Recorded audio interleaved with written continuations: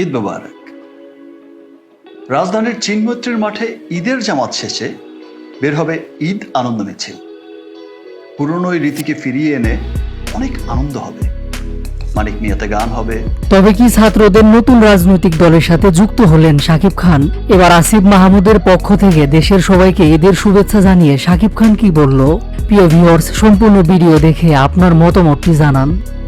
মানিক মিয়াতে গান হবে আর মিষ্টিমুখ সেমাই দিয়ে হবে ঈদের মেহমানদারি। সবার ঈদ হোক নিরাপদ ও আনন্দময়। সুপারস্টার শাকিব খানের ঈদের শুভেচ্ছার ভিডিও শেয়ার করেছেন স্বয়ং ক্রীড়া উপদেষ্টা আসিফ মাহমুদ। শাকিব খানের এমন ভিডিও নিয়ে চাঞ্চল্যের সৃষ্টি হয়েছে।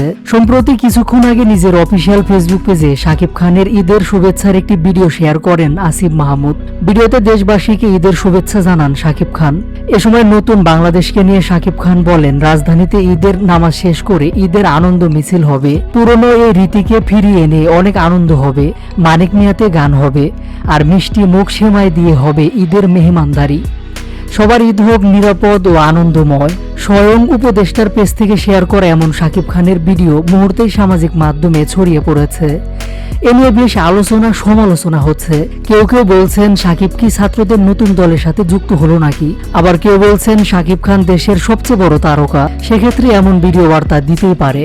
তবে সমালোচনা কমিয়ে দিয়েছে আসিফ মাহমুদের আগের কিছু পোস্ট। কেননা শুধুমাত্র শাকিব খান নয়, আফরান নিশু, সাবিলা নূররাও শাকিব খানের মতো এমন ভিডিও বার্তা দিয়েছেন। আর ঈদের দিন সকালে চিনমৈত্রীর মাঠের ঈদের জামাত শেষ করে বের হবে ঈদ আনন্দ মিছিল। সবাইকে ঈদ মোবারক।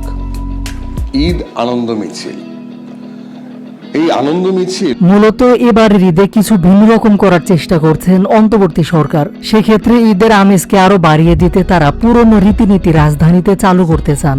আর তাই তো ভিডিও বার্তায় শাকিব খান, আফরান নিশু, সাবিলা নূররা সেটারই বার্তা দিলেন। ভিডিও বার্তায় পাঞ্জাবিতে শাকিব খানকে বেশ সুন্দর লেগেছে। সোশ্যাল মিডিয়ায় মুহূর্তেই ছড়িয়ে পড়েছে ভিডিওটি।